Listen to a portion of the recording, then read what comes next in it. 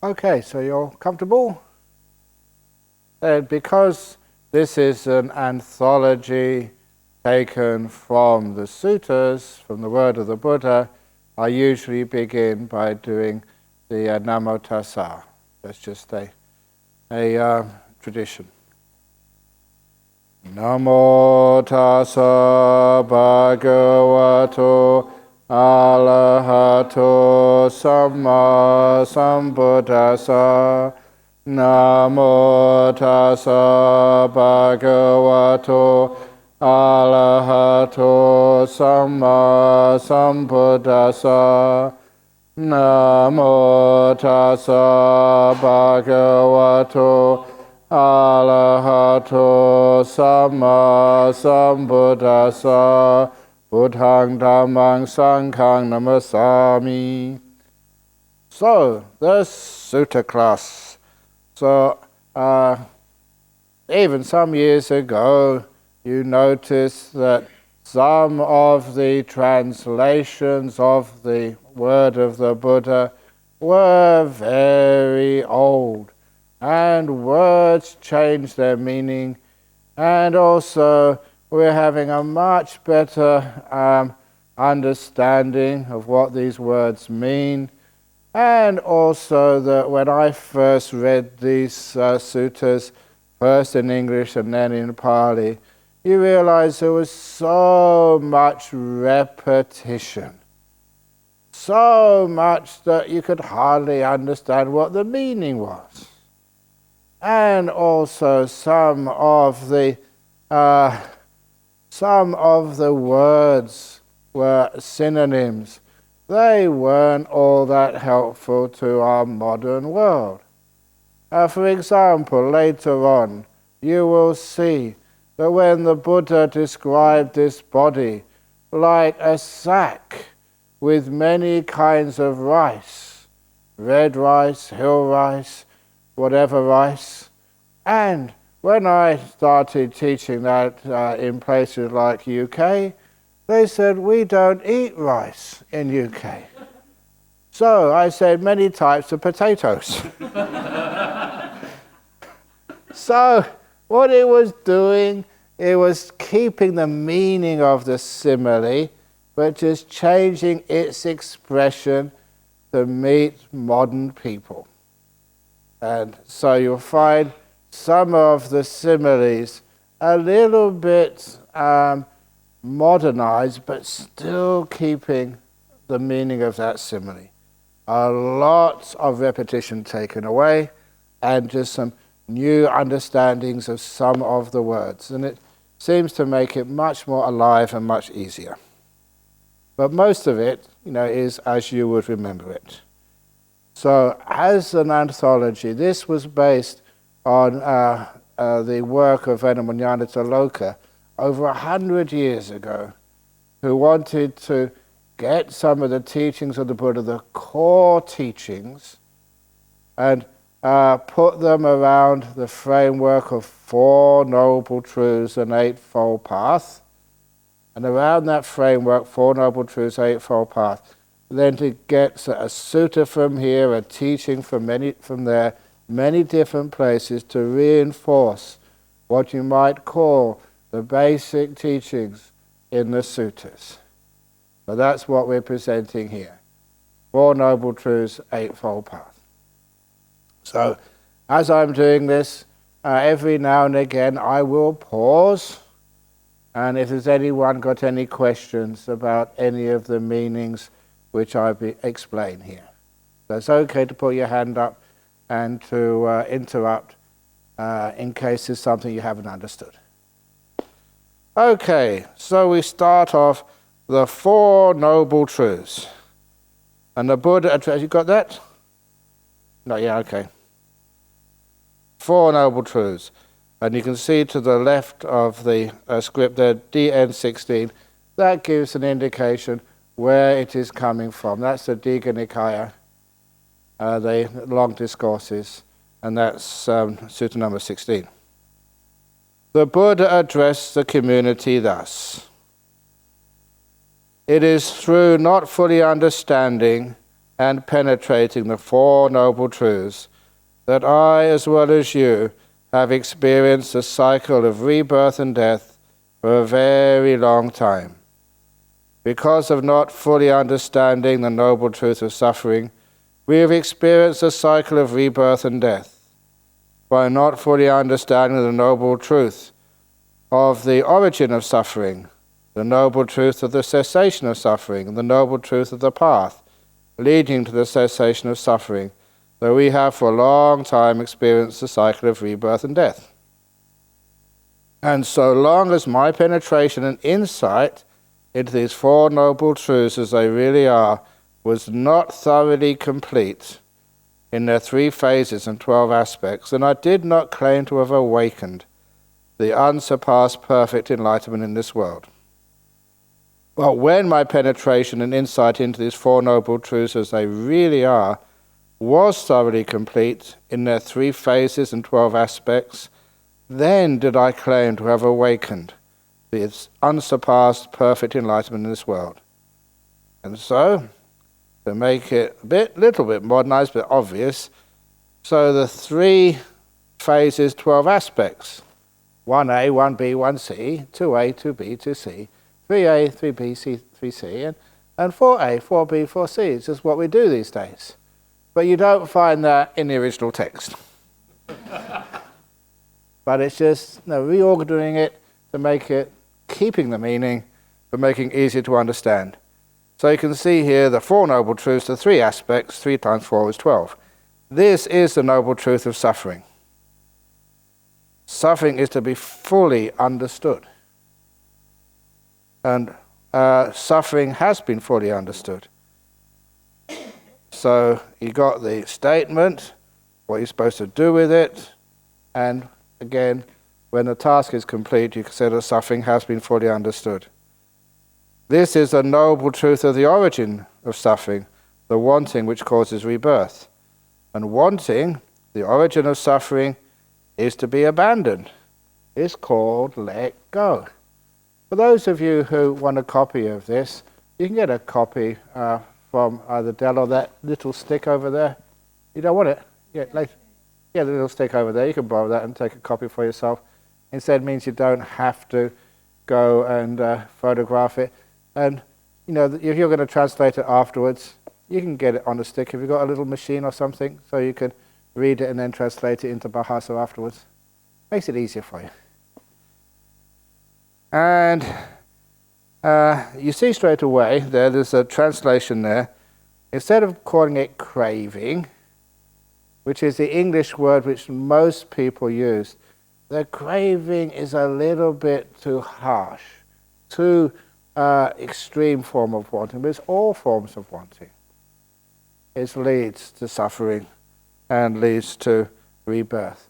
And if you can't see very clearly there, please, you're allowed to move around the hall if you have to shade your eyes so it's nice and comfortable for you. And the second noble truth, again, understanding what is that truth, it's the wanting causes the rebirth. Once you understand that, then to abandon wanting. And then wanting has been abandoned. Let go. So the first one is to be fully understood, really penetrated with wisdom, and then wanting, let go. And the 3A, 3B, 3C. This is the noble truth of the cessation of that suffering, the extinguishing of the wanting. And the end of wanting is to be realized, and the end of wanting, the cessation of suffering, has been realized. And the 4th, this is a noble truth of the way, the how-to. The way leading to the cessation of suffering, which is the Noble Eightfold Path. The Noble Eightfold Path is to be developed. And the Noble Eightfold Path, the way to the cessation of suffering, has been developed.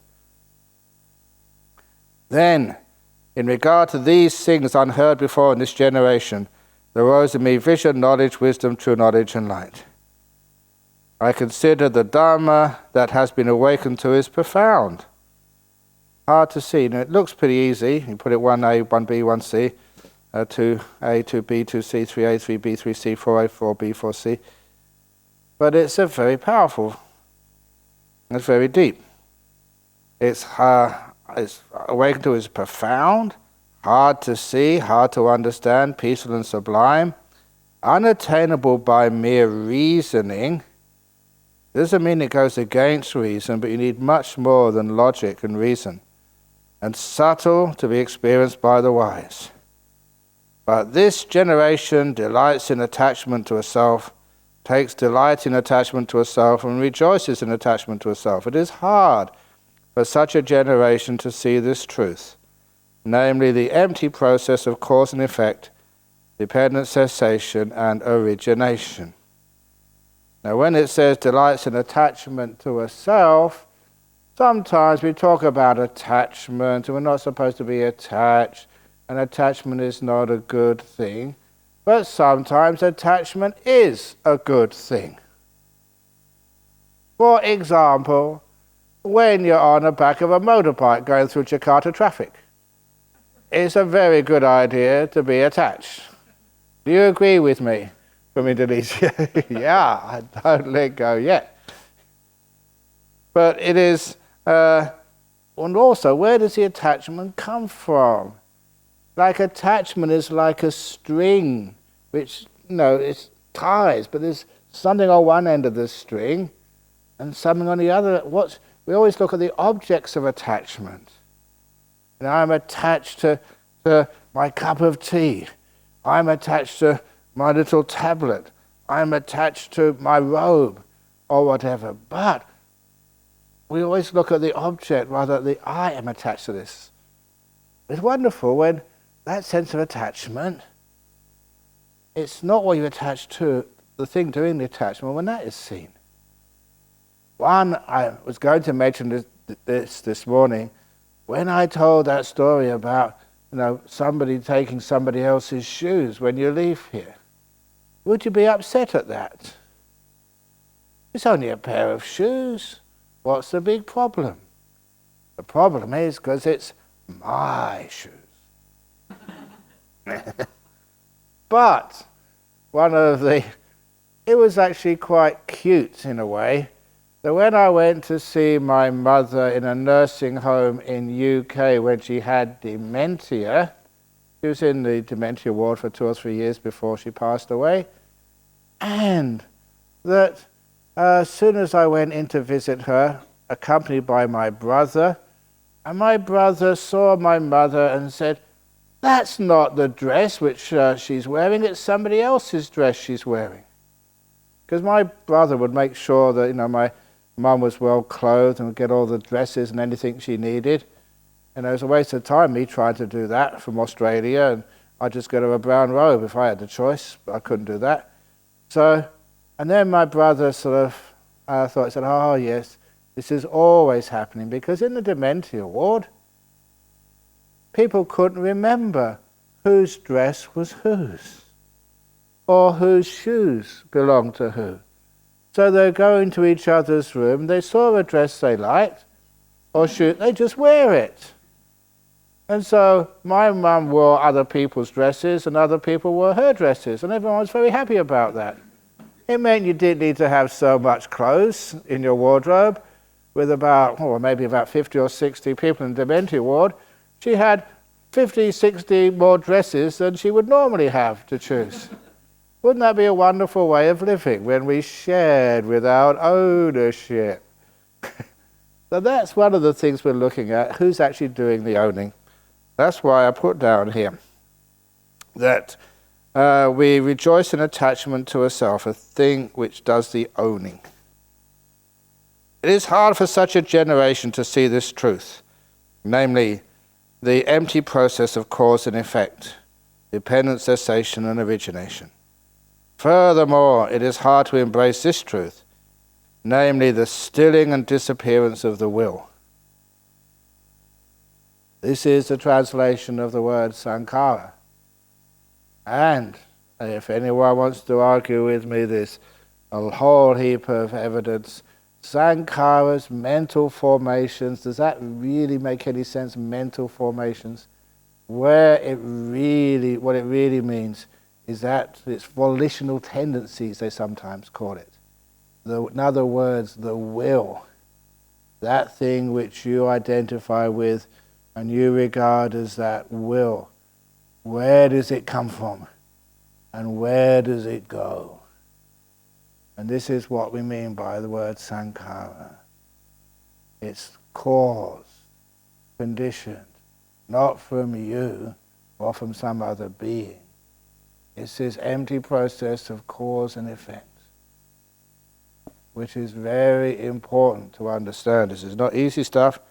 It's very profound, which is why the Buddha was saying here, it is hard to embrace this truth, namely the stilling and disappearance of that will.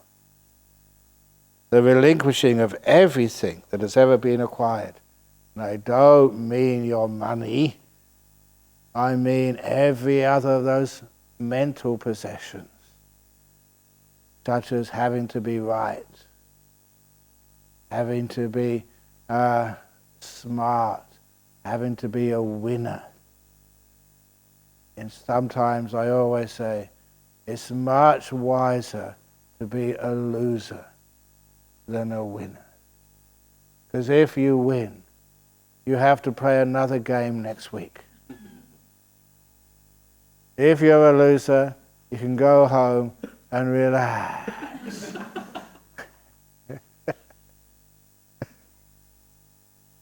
Because I don't know, I've got a lot of friends out there who are avidly watching the soccer, the World Cup, including, my friend, to care is more important than to cure.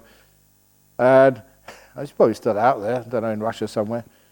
But anyway, have you ever noticed in the soccer, how many teams play in those tournaments?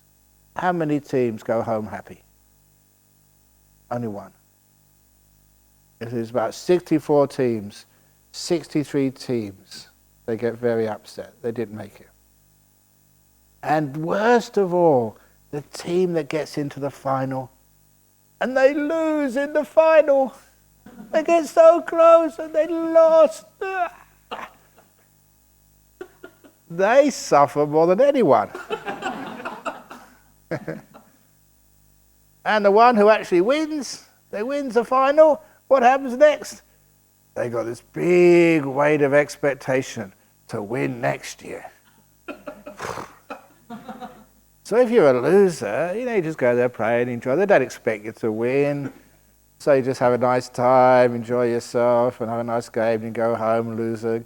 And no pressure on you. Wonderful being a loser.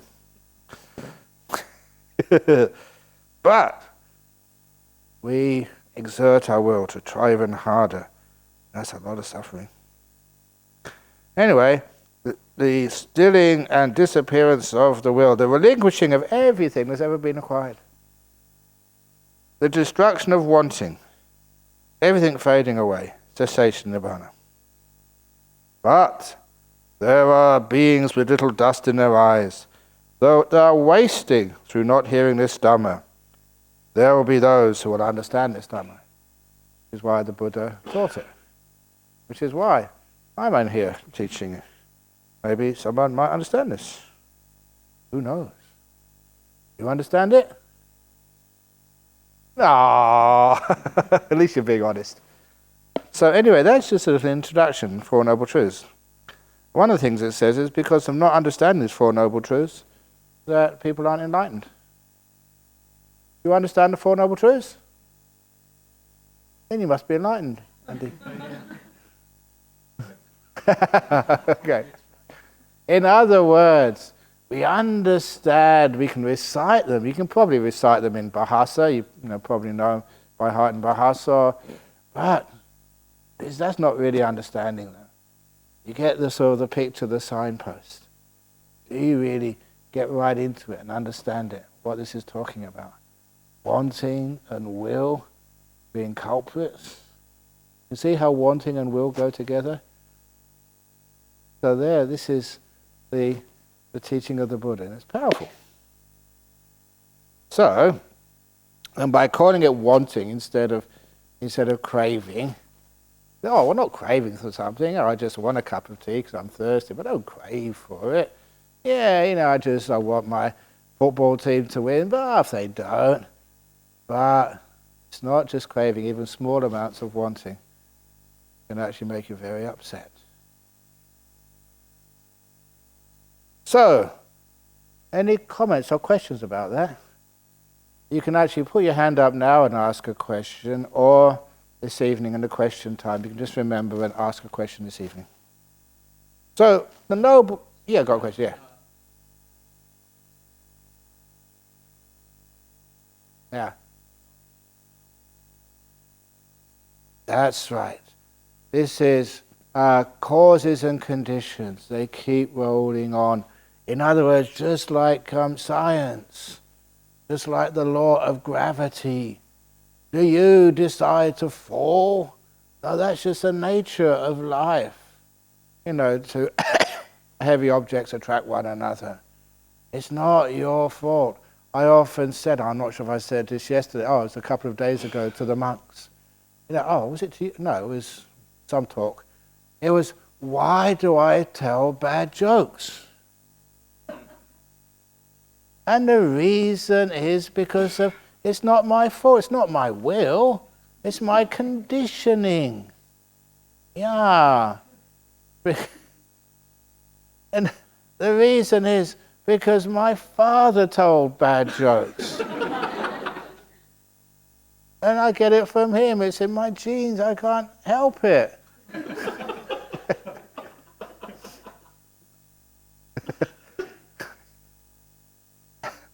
What about what you do?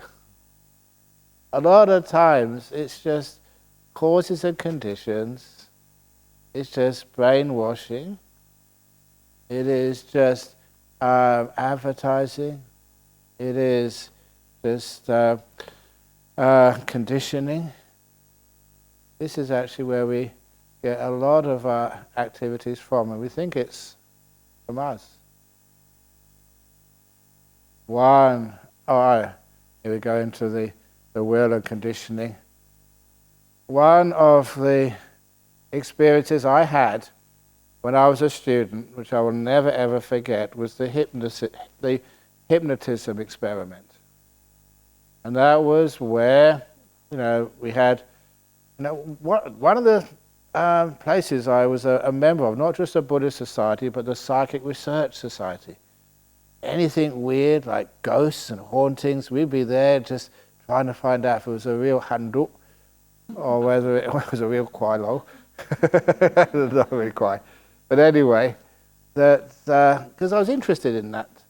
But also we had, like, every year just a hypnotist come and do some demonstrations for us. And being students, we were willing to just have a go and see what would happen. I was not a good hypnotic subject. But of course, there's always one student who is just so easy to hypnotize. And they make him do silly things, it's very funny. But the experiment they did, which I would never forget, was the hypnotist suggested to him that when the hypnotist would touch his right earlobe, when he touched his right earlobe, this student, didn't matter where he was or what was going on, he would stand up and in a loud voice he would sing the British national anthem from beginning to end, God Save the Queen. And I thought, no one in their right mind would do that. But then, he gave him that hypnotic suggestion and then took him out of hypnosis. And we were all waiting, at least I was anyway, waiting for him to touch his earlobe. And eventually he did touch his earlobe. And then this student stood up in like a hall of maybe 100 students, 100 young men, and started singing the British national anthem in a loud voice, God Save, and we were shouting at him, we were screaming, we almost wet our pants with laughter. It was so hilarious, but it didn't stop this guy. We were jeering at him, shouting at him, and he carried on to the very end. It was very funny at first, but that's when the hypnotist asked us all to calm down and asked this young man, why did you do that? For everybody in the room, it was the most ridiculous thing to do. And we all know that it was hypnotized. He was told to do that, hypnotic suggestion by the hypnotist. But for him, He made up this reason why he did that. And it was obvious to all of us that he could not tell the difference between what he was told to do under hypnosis and an act of free will. He couldn't distinguish. To him, even though it was the most stupid thing in the world, he found a reason for doing it. And to him, it was a free choice. That's how it appeared. And of course, like you, that made me start to wonder how many other things which I do are a free choice, and how much have just been conditioned into me. What we're saying here is much more is conditioned into you than you'd ever expect. You're subject to conditioning. Our cultures, our upbringing, our media, TV, politicians. It's amazing just how they can brainwash. They do it all the time. And I do that as well. I'm brainwashing you. I'm telling you this from the very beginning. Brainwashing you to be wiser, happier, peaceful people. It's good brainwashing. Nothing in it for me. So I just get more work, that's all. So this is actually the will, and understanding what it is. It's one of the important parts of the 5 components of existence, of the cause and effect, dependent origination, sankhara. And for those of you who want to know it a little bit deeper, it's always described in 2 ways. It's either the sankhara which makes things happen, or the process of willing, and the effect of the will. The cause and the effect. So we have the willed stuff, like your body being here, and coming from the process of will. That's one of the reasons why, in meditation, to get some letting go, renouncing the will, calming it down, slowing down your thoughts. If the will is like, this is just a simile, if the will is like the acts of parliaments which govern the population, the will is like the acts in your mind which govern your actions of body, speech and mind. You govern your actions in thoughts and ideas and concepts. And when we calm our will down, first of all, we find there's not much thought going on. We don't need to discuss things if we've got nothing to do. By discussing, by thinking about things. So you get silence. You don't get silence through exerting and strengthening your will. If you want to have examples of people who've got very strong wills, just go and watch Mr. Donald Trump. Or anyone else who's developed such a strong will. They bulldoze through truth, through life, because they are right. Their will, their ego is incredibly sort of strong. So that's strong will where it gets you. Eventually you get frustrated. But the opposite of that is just calming the will down, letting go, going with the flow. Not looking at the future where your will finds a place to aim for, where you want to be. Where do you want to be at the end of this retreat? I will tell you where you're going to be at the end of this retreat. The same place as you're now. So stop trying to get anywhere. Just be here. Try a different way. Of just not willing and planning. Drives you crazy. Yeah, you've got to do that when you go home. But while you're here, just let it be. See what happens. You're being in the world rather than making it happen. But anyway, that's a taste of what the will is. And after a while, when it gets calm and peaceful, free at last. See what happens. Anyway, so the noble truth of suffering. And what is the noble truth of suffering? Rebirth is suffering. I just even stop there. My goodness, that's true. Have you finished with school? If you get reborn all over again, more homework, more getting into trouble with your parents for not doing good enough at school, more detentions, more going to the principal's office, more, what about having to go through dating again? Ooh. What else do you have to go through? All this other stuff we have to go through again and again. Oh, let's even go earlier than that. Nappies. We wear nappy all over again. And any time you want to say something, your mum puts this thing in your mouth and you can't say anything.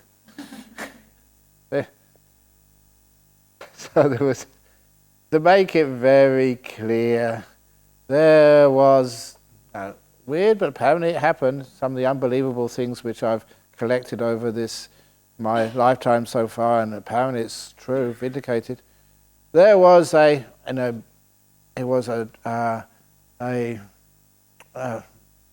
natal or a birth, what do they call it when you get born? Maternity ward over in the United States. And a baby came out of the womb. And people saw this, they heard it, they weren't imagining it. As soon as it came out of the womb, this boy looked around and spoke clearly. And everyone heard this, they were dumbfounded. But the words it spoke were just so memorable. What it said as it looked around was, "Oh no, not again."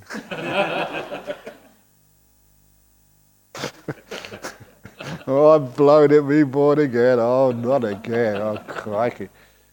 So those of you who think you've retired, think again. You're going to have to go through it all over again. But the reason is people want to do it all over again. You know why? Because, I did do it well last time. Maybe I chose the wrong guy, the wrong girl, maybe the wrong profession. But next time, now I know what I'm going to do. You know what happens? Same mistakes. Same suffering.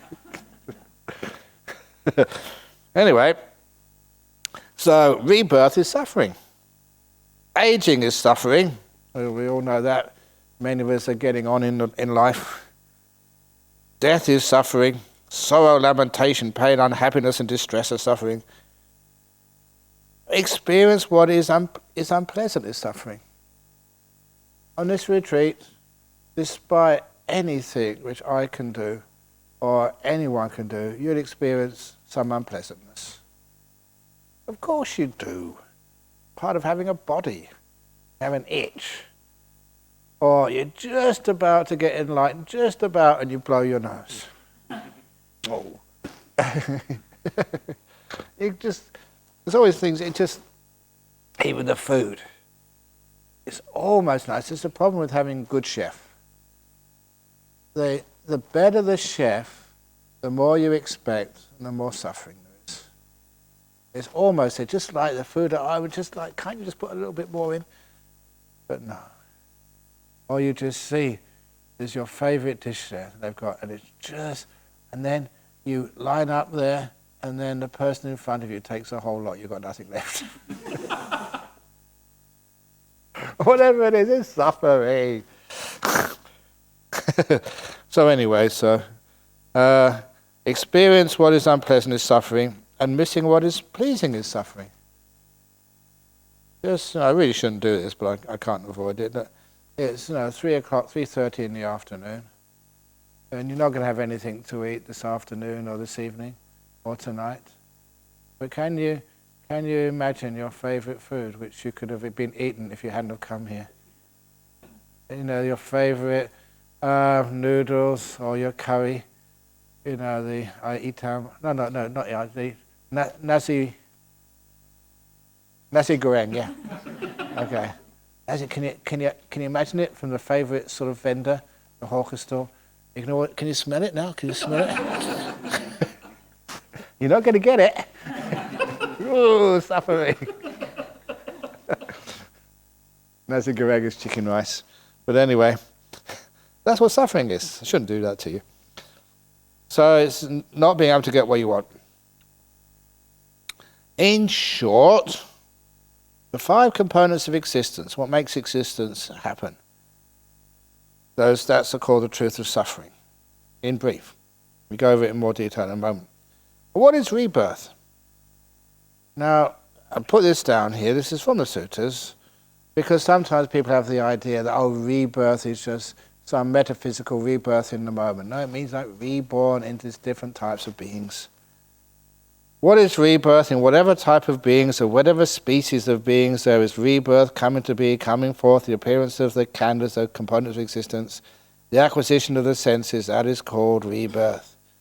Now, what is aging? In whatever type of beings or whatever species of beings there is aging, decrepitude, broken teeth, grey hair, wrinkled skin, shrinking with age, decay of the senses, that is called aging.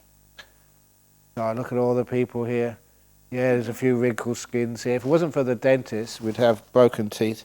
If it wasn't for hair dye, we'd have sort of grey hair. So this is called sort of beings aging.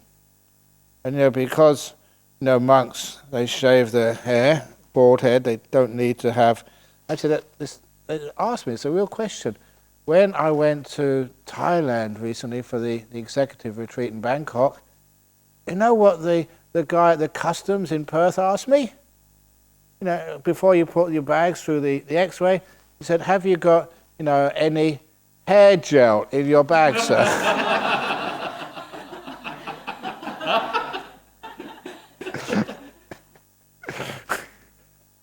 He knew me, it was only a joke, but I thought it was very funny. Asking him, have we got any hair gel inside? Anyway, so I don't need hair gel. And this was also true in the previous trip to Bangkok. I gave a little half an hour presentation on how to, stopping aging and how to look young.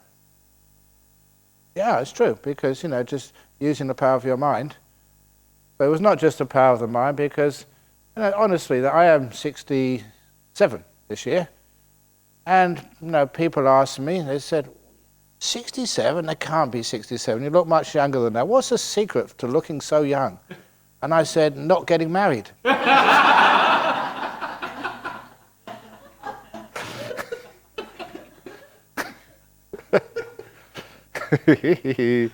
You wouldn't be laughing if there's no some truth in that somewhere. Anyway, so anyway, well, let's get back to serious stuff. So experience what is unpleasant is suffering, missing what is pleasing is suffering, not getting what one wants. So what is rebirth? In whatever type of beings, whatever species of beings, what is aging? In whatever type of beings, whatever species of beings, there is aging, decrepitude, broken teeth, grey hair, wrinkled skin, shrinking with age, decay of the senses, that is called aging. What is death? In whatever type of beings, whatever species of beings, there is passing away, demise, the disappearance, the death, the dying, decease, destruction of the khandhas, the discarding of the body, that is called death. What is sorrow? By whatever kind of misfortune anyone is affected by something of painful nature, sorrow, mourning, anguish, grief, unhappiness, that is called sorrow. Lamentation. I know this looks like a dictionary, but one of the reasons I kept it in here, because what the Buddha was trying to do to make it so precise that people wouldn't be able to interpret these words, important ideas, in any way except their usual meaning. What is pain? Whatever painful feeling results from bodily contact, that is called pain. What is unhappiness? Whatever mental painful feeling arises from the mind, that is called unhappiness. What is distress? Whenever by any kind of misfortune anguish arises from something of painful or unpleasant nature, that is called distress. What is experiencing? What is unpleasant? Whoever has unwanted, disliked, unpleasant sights, sounds, smells, tastes, touch, or mind objects, whoever meets with those who wish you harm, cause you discomfort or insecurity, that is called experiencing what is unpleasant.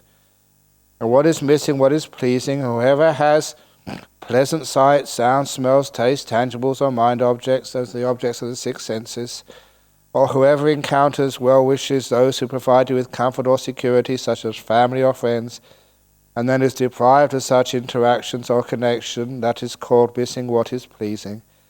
And what is not getting what one wants, in being subject to birth. This is an example. Desire arises, oh, that we were not subject to birth, we might not never be reborn. But this cannot be gained by desire. This is an example, not getting what one wants. Just wanting it doesn't make it happen. Or in being subject to aging, to disease, to death, sorrow, lamentation, pain, negativity, distress, they might want, oh, that we were not subject to aging, to disease, to death, to sorrow, lamentation, pain, negativity, distress. Though we might not come to these things, but this cannot be gained by wanting. That is another example of not getting what one wants. So, how can you solve that problem in brief? Of suffering. Not getting what you want is suffering, getting what you don't want is suffering. Isn't the answer pretty clear? Not wanting anything. If you have more contentment and less wanting, that means you're hardly ever separated from what you want because you don't want anything. You're either ever just with what you don't want because anything's okay. Or as this one person once told me, to put it in a visual perspective, she came up and told me, this is my problem. This is where I am in my life, in my career, in my meditation, and everything. This is where the level I'm at. This is where I know I should be. And it's so hard, sort of moving where I am to where I know I should be, to meet my goals, achieve my potential, to do what I know I can do. And so much suffering. Help me, Ajahn Brahm. So easy. This is where you are. This is where you want to be. Instead of trying to move where you want to be, where you are rather, how about moving where you want to be? Just lower your expectations until you are where you are. Where you want to be is where you are. No suffering anymore. What's the problem? So remember, if this is where you are and you want to be somewhere else, anywhere else, that's called suffering. Tension, where you are now and where you feel you have to be. Pulling you. Imagine where you are now is where you want to be. Imagine that. Get your head around, just visualize it. There's no other place in the whole world you'd rather be than just here. That's called freedom from wanting.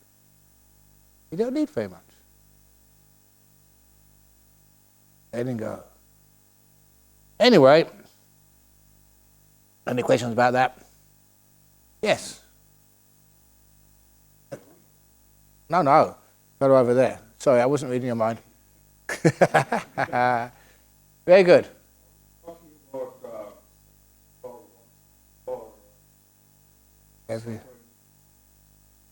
What's the difference?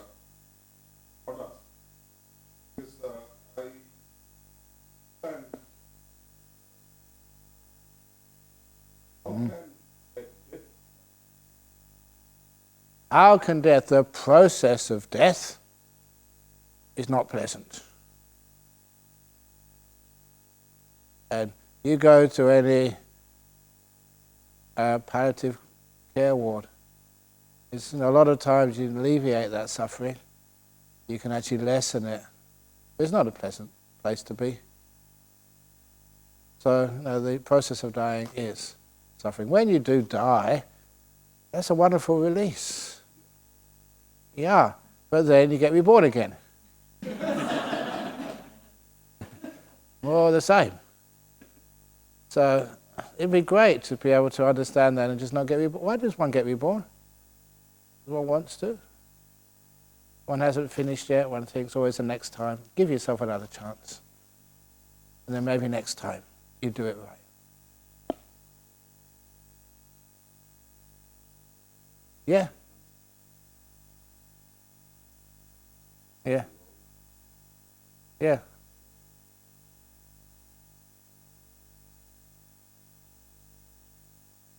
Yeah, I'd agree with that.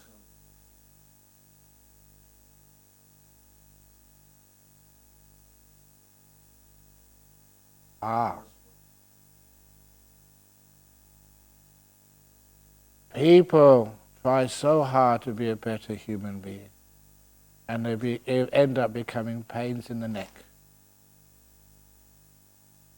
Because they have no idea what a better human being is. Similarly, which I'll probably say later on, I'll repeat it because it's one of my favourite similes and it answers your question. Have a look at the trees in the forest. I think you've heard me say this before. The trees in the forest, are they trying to be a better tree? Or why don't we make the trees better trees in the forest? Look, they're leaning all over the place. Why don't we straighten them up? You know, like you have dentists straighten up your teeth, make them all look nice. Why can't we straighten up the trees in the forest and make them all nice and straight instead of leaning this way and leaning that way? You know, they're just hopeless, these trees, bent and twisted, and just, why can't and all these green leaves going brown and getting eaten by the bugs? So, what do you mean about getting people to be better? What underlies that, an assumption which is quite pernicious and causes a lot of suffering, is someone told you and you've believed it that you're not good enough. So you could be doing better. You could be richer, you could be wiser, you could be doing more, so your little twisted tree should straighten itself up. For many people, that causes so many problems in their life. Depression is one of them. So instead of trying to be someone you're not, this is where I know I should be, but I'm down here. It's wonderful to make peace with where you are and to realize, like all those trees in the forest, there is not one perfect tree in this forest, in the sense of being dead straight, all the branches in the correct place, all the leaves green. They're all twisted and bent by the storms of life, which is why they belong. Not trying to cure the trees, not trying to cure yourself and make yourself a better person, but to care for yourself, care for the tree, to care for your husband, not try and cure him. Care for yourself, care for your sickness, instead of trying to cure it. The distance between where you are and where you want to be. There's one thing, you get to where you think you want to be and then you raise it again. It's a staircase which has no ending to it, no top to it. It goes up and up and up, endlessly, achieving more. So instead of doing that, especially here, just try another path. Don't be caring for yourself. Not self-improvement. You don't have to improve. You're good enough. In our modern world, that is one of the worst sicknesses. Always believing someone told you, I don't know who it was, that you're not good enough. And you look at everybody else, they're just the same as you. The whole few billion people on planet Earth not good enough. Who is good enough? So what's the standards? Yeah, there are every now and again, because Buddhism meditation is getting quite popular, every now and again we get supermodels on retreats. You know there's a supermodel on this retreat?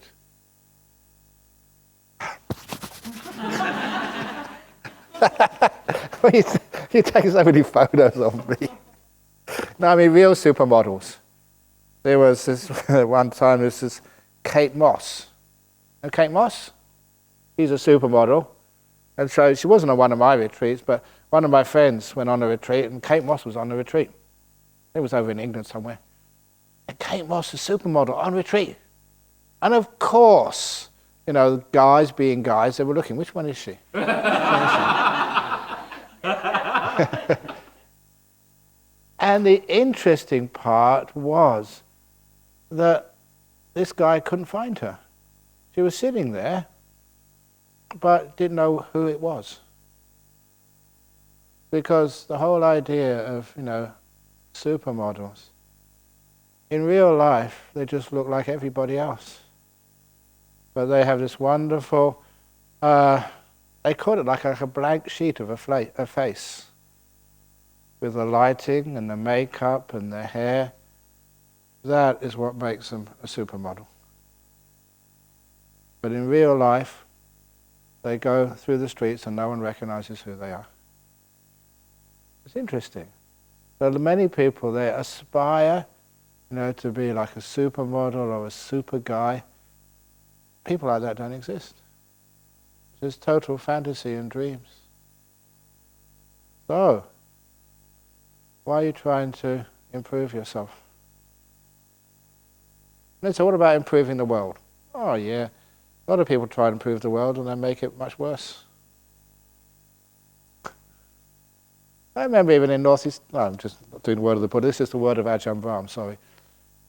There are many people in Northeast Thailand when I went there, they were just, reasonably happy, nice lives. Yeah, they didn't have much, didn't have a TV, no electricity. Some of the times memories I have there, every evening they would sit together and they just talk. Old stories, they knew the endings, but Granddad, please tell it again. Every evening they'd spend time together. And they didn't really worry about money, they didn't need any money. They got the fish from the rivers, the rice from the fields, they had family, or sometimes they got sick, they had lots of herbal medicines. And they had this wonderful, peaceful life. And one of these other times, I've never heard kids screaming and playing and enjoying themselves so much as this one time I was walking through the forest, and just came to like a clearing. It was next to a monastery. I just went for a bit of exploration. And these little kids were messing around and throwing water over each other and screaming and playing. And I never had that from my friends when I was a young kid. So much joy and happiness and playing around.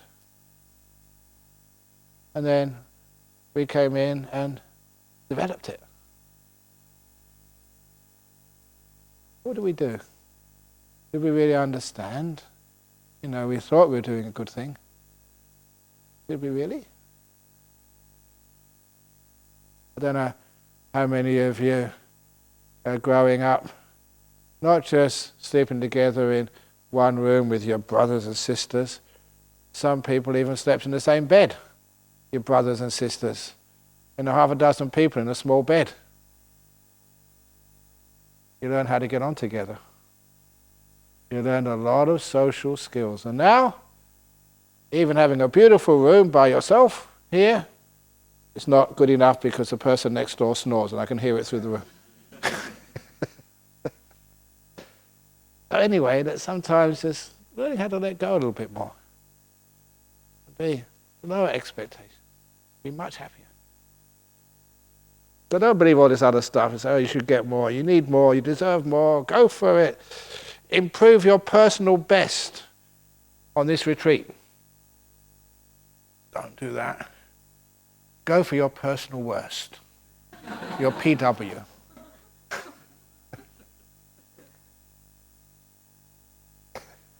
If you go for your personal worst, you don't expect much of yourself, everything is a bonus.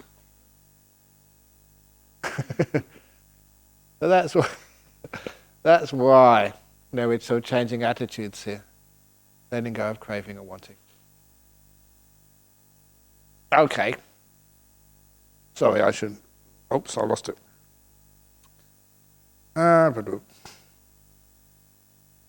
So we're just a little bit more. There's no way we ever finish this. But anyway, it doesn't matter. Noble truth. Oh yeah, the 5 components of existence, the khandhas. So you may have heard this in Buddhist teaching. The 5 khandhas, usually the body, feeling, perception, mental formations and consciousness. So tweak that something. As you see, the body, yep. And instead of feeling is, that doesn't capture the meaning as good, as accurate as experience. Experience through the 6 senses. It's not the quality of the experience. Yeah, there's 3 types of experiences according to the way it's usually presented. The pleasure, pain, or somewhere in between. But those are just different ways, like human beings. The different races of human beings, the different ages, the different sexual orientations. But it's just human beings, humanity.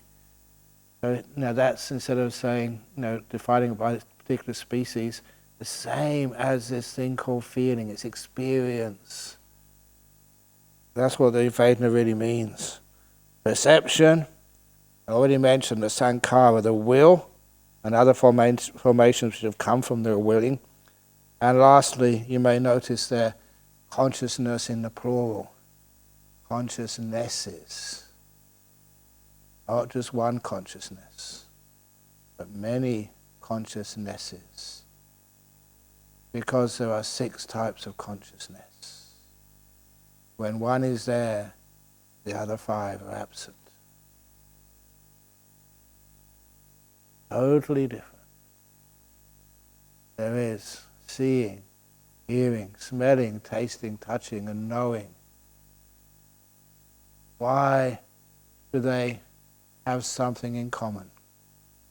The reason is, if you can observe closely, you will find whenever you see something, then you know you saw it. The mind takes up the object of seeing, and it becomes now a mind object. If you hear something, you hear it first, and then you know you hear. It becomes another mind object.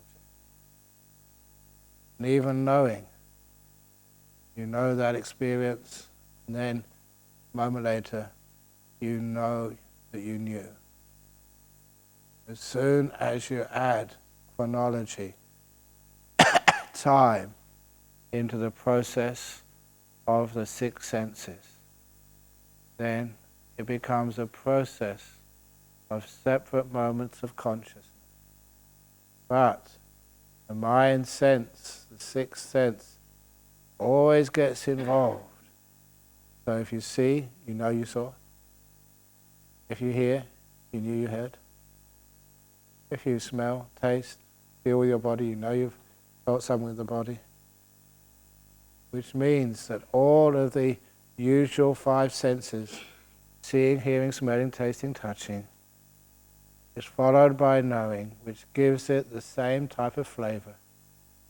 It's like you add chili into everything which you eat. You add chili into your cornflakes, chili on your toast, chili on your dumplings, chili on your noodles. Whatever you eat, you put chili, because it always has something the same. That's like consciousness, mind consciousness, knowing. Always added, so it always tastes the same. I remember this Thai lady, she was running a fish and chip shop over in Hillary's, and she had so many Thai people coming there on holiday. Under the fish and chip shop counter, she had a big jar of chili sauce, which means so many customers, they came there, it became a famous restaurant. The only place in Australia you can get fish and chips with chili sauce. As hot as you wanted. But this is like consciousness. It always comes in and gives everything the idea of being similar. There are 6 totally different types of consciousness. That's why I'm calling it consciousnesses. Oh, that changes the whole way we look at this stream of consciousness, listening to me now, and then knowing what you just heard. And I think that is enough for today. Otherwise, you find that one of my favorite words, which will come up many times, is called discombobulate. Discombobulate. It's an English word, which you don't need to know what it really means. It's just what it sounds like. It means totally beyond comprehension, confusing. Not really be able to understand it. You've been discombobulated. Or the other one is to bamboozle. You know what bamboozle means? It gets the same thing. You know, you bamboozle, you don't know what's up, what's down. So being bamboozled. I don't want to bamboozle you too much, or to leave you too discombobulated. Instead, just what you've got so far is good enough. So, there we go. Any complaints? You can put the questions in the box. And any complaints we'll send to the management. And you guys tell them. No, it's hopefully you can actually even ask some questions on that this evening if you need to, or other things. But that's just a little bit to get started on the word of the Buddha. First Noble Truth. Sadhu, sadhu, sadhu. Very good. Okay. If you want to borrow the little stick there, and then you can put it on your devices, whatever, or get it from the machine over there.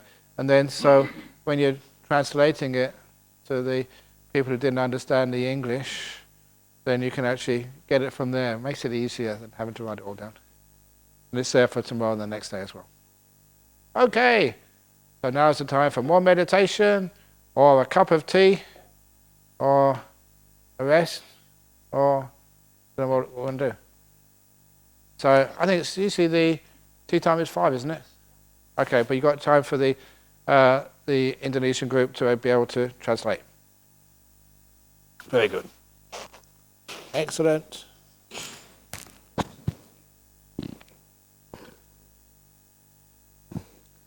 Oh, we missed out something, didn't we? What did we miss out? Sadhu, sadhu, sadhu. Okay. Yeah, we missed that one out. Okay. So again, carry on with meditation or walking meditation, whatever you feel is appropriate.